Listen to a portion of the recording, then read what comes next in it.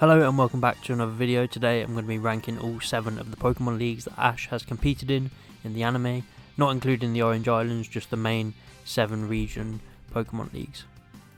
Number 7 is the Unova League. This league was just straight up terrible. It only lasted 6 episodes, one of the shortest leagues ever.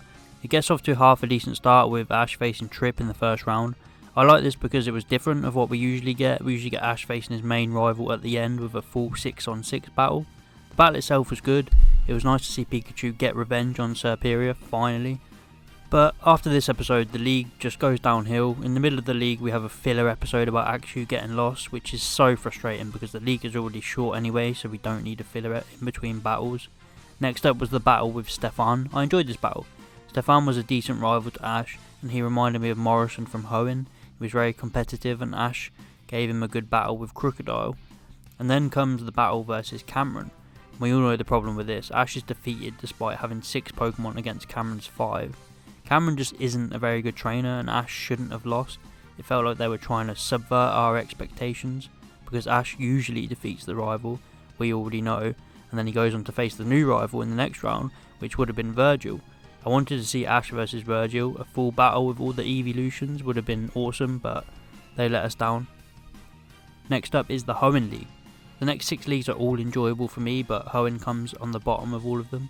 The league is only slightly longer than Unova, being 7 episodes.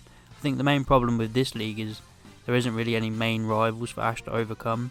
Morrison was a good rival, but we only saw him in one previous episode. And then Tyson is your typical rival who gets introduced last minute. In every other league, Ash has had like a main rival who he's battled throughout the region. Some of the early round battles in this league are really cool, especially the double battle where Ash defeats the trainer with a Charizard and a Quilava, especially when Ash is using his Glalie and Grovyle, who both have a disadvantage. This really shows that Ash has a lot of skill as a trainer in comparison to Black and White, where he seems to be a shell of himself. Ash and Morrison's full battle was enjoyable. Morrison didn't want to battle Ash at first because of how close friends they were. Since Morrison always seems loud and competitive, it was nice to see this side of him. The battle finishes with Glalie taking down Morrison's Metang. Glalie come in quite clutch for Ash's league. I thought he performed very well. The league ends with Ash getting beat by Tyson, which I didn't mind too much. Ash wasn't quite ready to win a league just yet, and we got to see a fierce battle between Tyson's Meowth Boots and Ash's Pikachu. This league wasn't the most exciting, but I think this league and the Hoenn series in general gets a bit too much hate. I still enjoy it every time I watch it. Next up is the first ever Pokemon League, the Indigo League. And of course, it wasn't going to be the best. Ash is still just a rookie trainer. He made a lot of mistakes this league. The biggest one obviously was not being able to train his Charizard enough, and it cost him his battle with Richie at the end of the league. It was still a very exciting league throughout. Seeing Ash's Krabby destroy Mindy on its first ever battle and evolve into Kingler was awesome. I think this league was a massive step in Ash's journey to eventually becoming the Alola champion. He learned how to lose and how to deal with losing. He learned that sitting around and sulking wouldn't do him any good. He had to keep training and working hard. Seeing his biggest rival Gary losing the round before him as well was a massive wake up call to just show him how strong the trainers out there were. Besides the league itself, some of the side stuff was annoying. Team Rocket constantly got in the way of this league. They tired Ash out for his battle with Richie and made it so he couldn't use his Pidgeotto, which resulted in Ash picking Charizard. But again, this was the first league. I think the writers learnt from their mistakes in later leagues when they had Team Rocket step back from stealing and have them doing other funny side gimmicks. Overall, the league's quality isn't the best, but it will always have nostalgia for me. Number 4 is the Kalos League. Cue the shocked faces. The Kalos League was fantastic. The animation of the battles were like we were watching a shonen anime.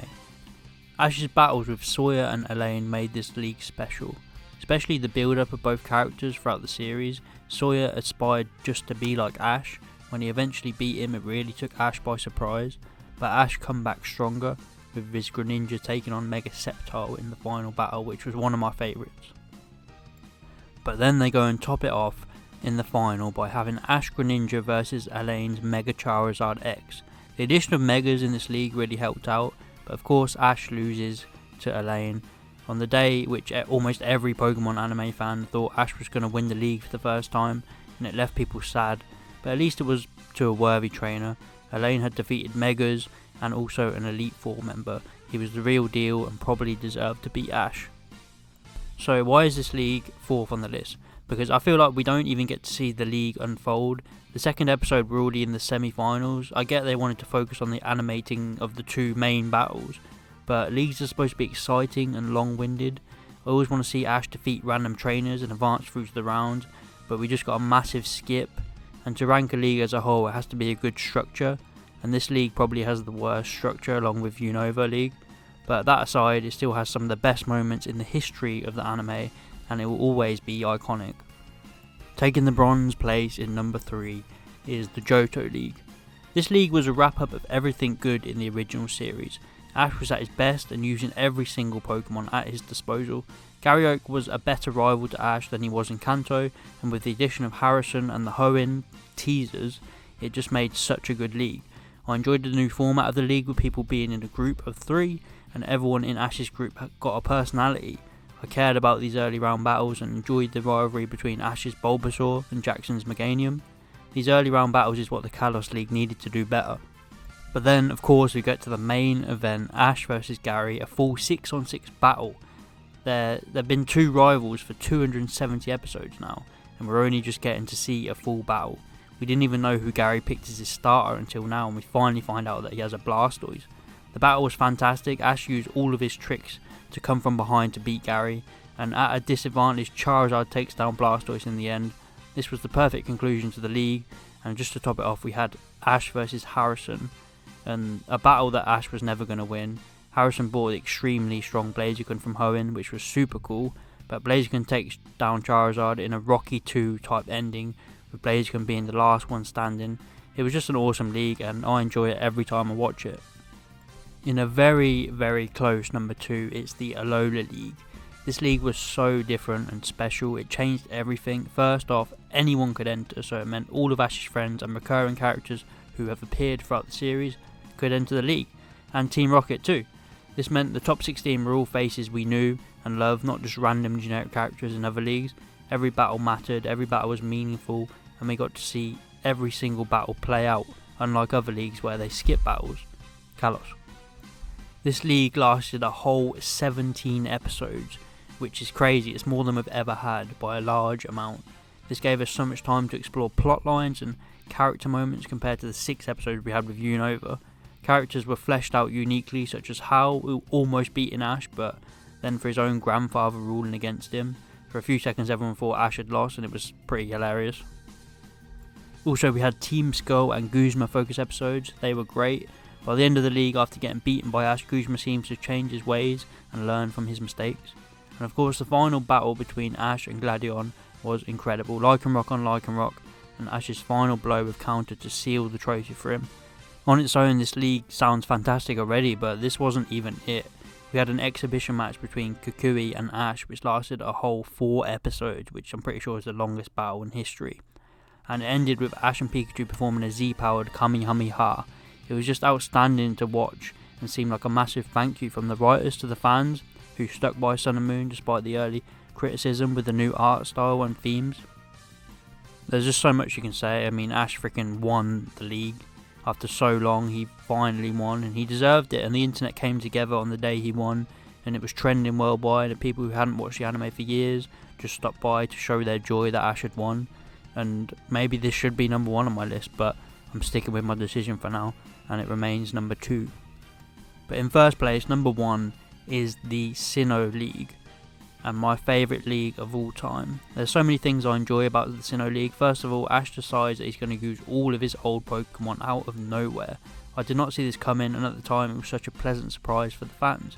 You'd think him using all of his old Pokemon would overshadow his Sinnoh Pokemon, but that wasn't the case at all. Everyone had a chance to shine. We had so many familiar faces entering this league: Barry, Conway, Nando, and of course Paul. It was very exciting to see Ash take down Nando in the first battle, and then the battle with Conway was one of the best, where Ash outsmarts Conway's Trick Room. But we finally got to see the battle we was all waiting for, Ash vs Paul. The 6-on-6 rematch of the greatest rivalry in Pokemon history came to an end in the Sinnoh League in brilliant fashion. Ash got his deserved victory over Paul and finally earned his respect, and this topped off the league and the Diamond and Pearl series for me. Obviously Ash didn't win the league, but he got beat by Tobias, and despite most fans' hatred of Tobias, I didn't mind him at the time. He was a unique, cool, mysterious character with bloody legendaries. This guy must have hacked his way into the tournament. But I don't mind Ash losing. I was satisfied with the end of his Sinnoh journey, and that's why this is my favourite league of all time. So that's my list. Let me know yours in the comments down below. What's your favourite Pokemon League of all time? I think there'll be another one in Gen 8. Maybe Ash will get an endorsement by Leon or something, and he'll enter the league without actually collecting the badges. Maybe something like that will happen, but please let me know what you think down below. Like and subscribe if you did enjoy, and see you next time.